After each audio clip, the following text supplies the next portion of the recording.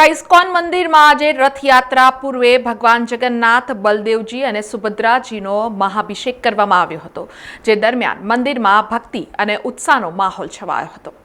વડોદરાના ઇસ્કોન મંદિરમાં ભગવાન જગન્નાથજીની ભવ્ય રથયાત્રા પહેલા પરંપરાગત રીતે યોજાતી સ્નાન યાત્રાનો આ દિવ્ય ઉત્સવ આજે ધામધૂમથી ઉજવવામાં આવશે। આ પ્રસંગે ભગવાન જગન્નાથ, બલદેવજી અને બહેન સુભદ્રાજીને શાસ્ત્રોક્ત વિધિ વિધાન અનુસાર પવિત્ર સ્નાન કરાવવામાં આવશે। સ્નાન યાત્રા એ રથયાત્રા પૂર્વેનો એક મહત્વપૂર્ણ તહેવાર છે। એવી માન્યતા છે કે આ દિવસે ભગવાનને સ્નાન કરાવવાથી તેમને તાવ આવે છે, જેના કારણે તેઓ 15 દિવસ સુધી ભક્તોથી દૂર અનાસર એટલે કે અલગ ઓરડામાં રહે છે। આ સમયગાળા દરમિયાન ભગવાનની વિશેષ ઔષધીય સેવા અને ઉપચાર કરવામાં આવે છે, જેથી તેઓ રથયાત્રા માટે સંપૂર્ણ સ્વસ્થ અને તૈયાર થઈ શકે। આજના દિવસે વડોદરાના ઇસ્કોન મંદિરમાં પૂજારીઓ દ્વારા તમામ સામગ્રી અને વિધિઓની તડામાર તૈયારીઓ કરવામાં આવી છે। મુખ્ય વિધિ માટે 108 કળશ પવિત્ર જળની વ્યવસ્થા કરવામાં આવી છે। આ કળશને સુંદર રીતે સુશોભિત કરવામાં આવ્યા છે। શાસ્ત્રોક્ત મંત્રોચ્ચાર અને પવિત્ર જળથી ભગવાનને સ્નાન કરાવવામાં આવશે। આ અભિષેક બાદ ભગવાનને વિશિષ્ટ વસ્ત્રો અને હાથીનો વેશ ધારણ કરાવવામાં આવે છે, જે દર્શનાર્થીઓ માટે અદ્ભુત દ્રશ્ય હોય છે। સવારથી જ ભક્તોનો પ્રવાહ ઇસ્કોન મંદિર તરફ જોવા મળી રહ્યો છે। વહેલી સવારે 9:45 વાગ્યાથી લઈને 12:30 વાગ્યા સુધી ભક્તો ભગવાન જગન્નાથજીના દર્શન અને સ્નાન યાત્રાના દિવ્ય મહોત્સવમાં ભાગ લઈ શકશે। આ પવિત્ર સ્નાન યાત્રાનું દર્શન કરવું એ અનેક પુણ્યોનું ફળ આપનારું માનવામાં આવે છે। આ સ્નાન યાત્રા બાદ ભગવાન 15 દિવસ સુધી કપાટ બંધ રાખીને આરામ કરશે અને ત્યારબાદ અષાઢી બીજના દિવસે ભવ્ય રથયાત્રામાં નગરચર્યાએ નીકળી ભક્તોને દર્શન આપશે।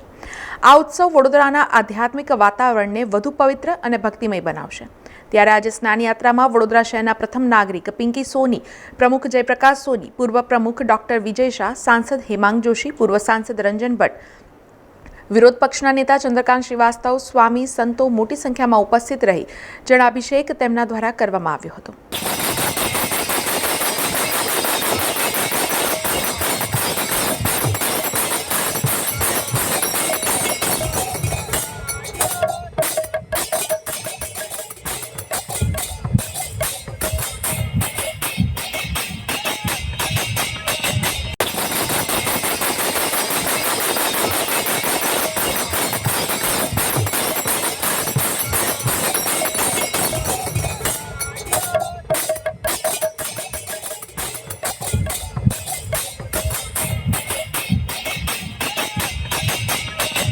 રથયાત્રાના 10-12 દિવસ પહેલા આ ઇસ્કોન મંદિરમાં સ્નાન યાત્રાનું આયોજન કરવામાં આવતું હોય છે, જેમાં ભગવાન જગન્નાથજી, બલરામજી અને સુભદ્રાજીને સ્નાન કરાવવાનું મારા પતિદેવ નીરજની સાથે મળ્યો છે।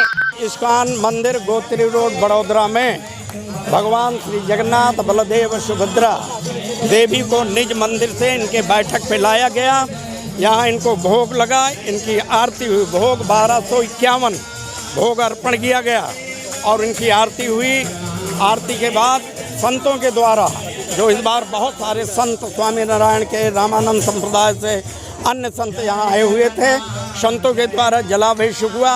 उसके बाद हमारी बड़ौदा की प्रथम नागरिक पिंकी बहन सोनी और अन्य महानुभावों के द्वारा हुआ और उसके बाद सारे भक्तों का ये जलाभिषेक चलता रहेगा और सबके लिए प्रसाद की व्यवस्था भी है।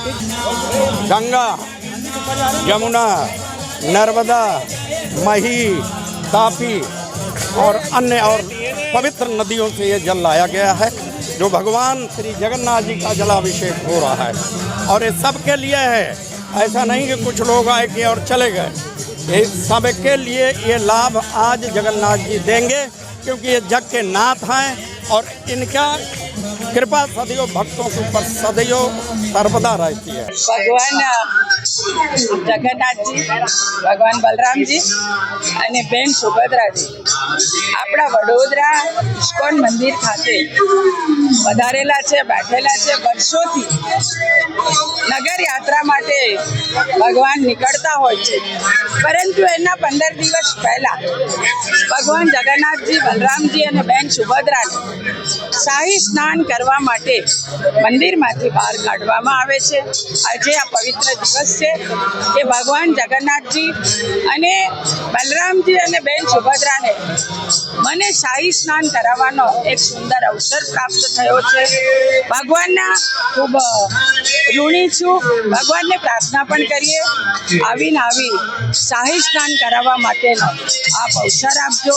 વડોદરાવાસી દર વર્ષે રાહ જોતા હોય કે ભગવાનની રથયાત્રામાં જોડાઈએ, ભગવાનનો રથ ફેંકીએ. એના 15 દિવસ પહેલા ભગવાનને નવડાવીએ, શાહી સ્નાન કરાવીએ અને વડોદરાવાસી ઉત્સાહભેર આજના દિવસે ભગવાન જગન્નાથજી, બલરામજી અને સુભદ્રાજીને શાહી સ્નાન કરાવે છે. સમાચારોના સતત અપડેટ માટે TNN ન્યૂઝને YouTube પર સબસ્ક્રાઇબ કરી બેલ આઇકોન પ્રેસ કરો અને અમારી સાથે જોડાયેલા રહો Facebook, Instagram અને Twitter ઉપર.